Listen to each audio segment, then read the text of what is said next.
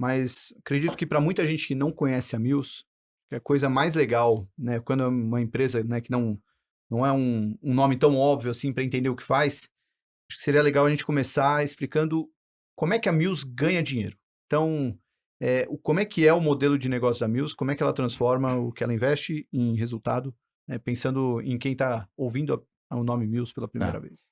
Eu acho que a beleza do negócio, né, nosso, assim, em termos de modelo, é esse olhar de servir o cliente na transformação do que ele faz em termos de CAPEX para transformar em OPEX, né? E aí, o nosso modelo em termos de ganho de escala, especialização, então técnicos especializados, o conhecimento profundo dos equipamentos que a gente tem e essas soluções que a gente pode ofertar para os clientes, traz a vantagem no olhar para o cliente. Então, ao invés de ele fazer o investimento, ele alivia o balanço, usa o balanço dele, né, para a atividade fim dele, para a atividade core, e deixa essa questão toda de outros ativos com outras companhias. E é isso que a gente faz bem, né? A gente iniciou, né, como você comentou, 72 anos atrás, nesse suporte para as construtoras ou as grandes construtoras do Brasil, na parte de cimbramento, né, ou seja, de mecanização na parte de formas e escoramentos, né? Então, ao invés das construtoras investir, a gente fazia os projetos, usava nossos ativos para algum projeto específico e a gente desenhava aquilo e fazia as construções de pontes, viadutos, túneis, etc., né, junto com as construtoras. E acho que aí quando você olha para todos os outros tipos de equipamentos que a gente tem, então, plataformas elevatórias, geradores de energia, ares comprimidos, torres de iluminação, caminhões, equipamentos de movimentação de terra e agora o intralogístico, é a mesma coisa. A gente entende o desafio do nosso cliente, alivia o balanço, coloca o equipamento com o NPV, né, o Net Present Value, né, o valor presente positivo. Né? Por quê? Porque a gente tem mais poder de escala, a gente é mais eficiente em peças, a gente consegue mitigar os custos em termos de produtividade dos nossos técnicos, dos nossos mecânicos, né? Então, nesse contexto todo, para o cliente é vantajoso. Então, é isso que a gente faz. E a ideia é que a gente tenha esse portfólio cada vez maior para o cliente ter um acesso, né? Para a gente ser um one-stop shop. Ele precisa de uma máquina de movimentação de terra, ele precisa de uma empilhadeira, ele precisa de uma torre de iluminação, uma plataforma elevatória, a gente consegue oferecer para ele. Você falou uma frase só, queria que você destrinchasse ela um pouco mais. Transformar o CAPEX em OPEX. É isso. O que significa isso na prática para a empresa? Por que é melhor transformar o CAPEX em OPEX? Vamos lá, né?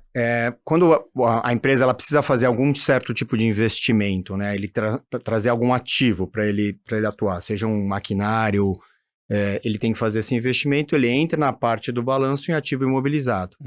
Né? O que a gente transforma, ao invés de ele carregar isso no balanço, ele usa isso como OPEX, como gasto operacional dele, e eu alivio esse espaço de caixa para ele usar esse caixa para atividade fim. E eu acho que hoje, principalmente hoje, em cenário de Brasil, né, e aperto monetário que a gente está vivendo, isso é vantajoso. Vantajoso para as empresas, alivia o balanço e especializa, né, aquela terceirização daquele ativo, uma empresa com maior capacidade em termos de operar, de alongar a vida, de garantir uptime, né, da máquina, de atender melhor, né, naquele ativo para que ele precisa para o fim dele, enfim, para a utilização daquele ativo. Sem falar que quando é CAPEX, esse ativo ele vai gerando benefício tributário mais demorado, né? Porque ele é um ativo que vai deprecia em 10 anos, 12, 15.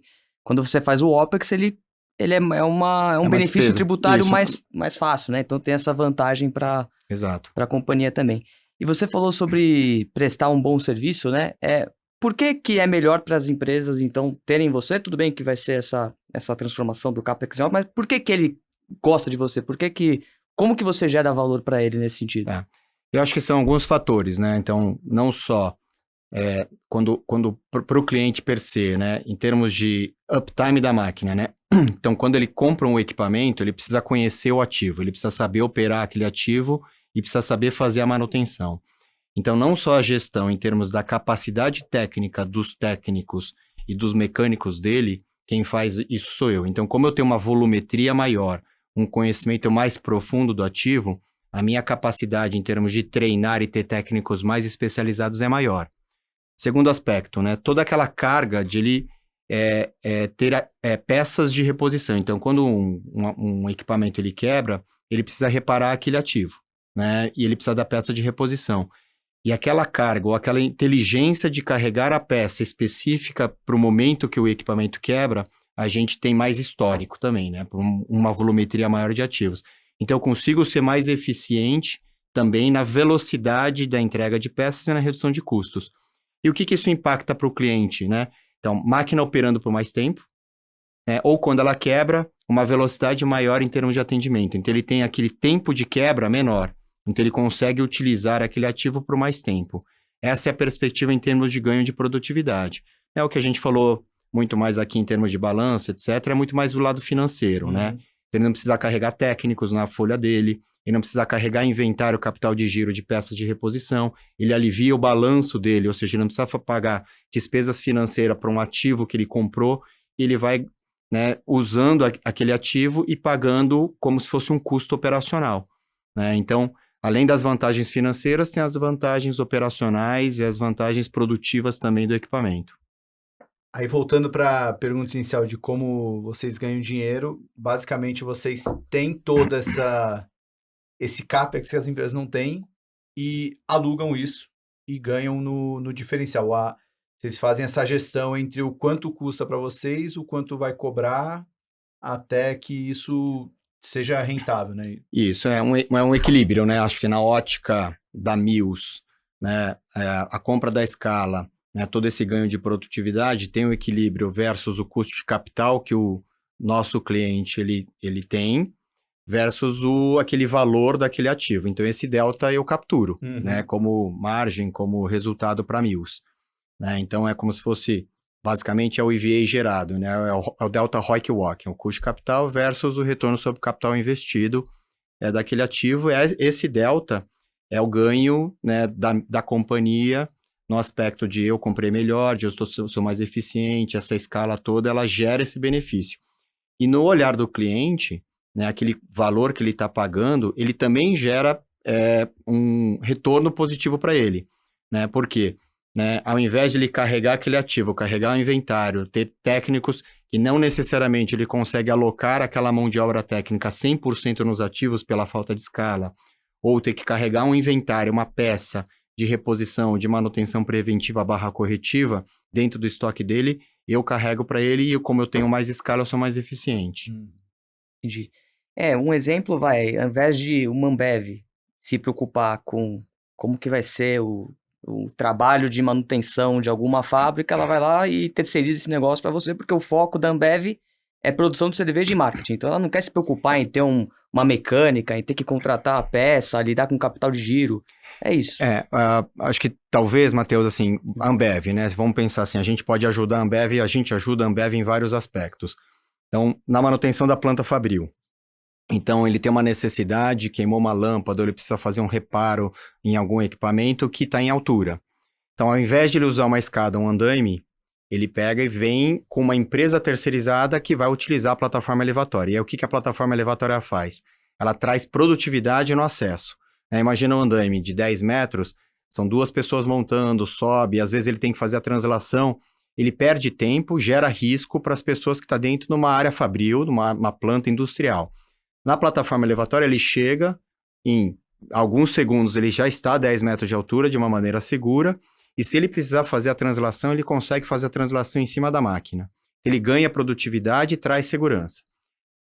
Na Ambev também, o que eu consigo, né? Quando ele chega a matéria-prima ou quando ele sai o produto acabado, normalmente na planta da Ambev vem paletizado.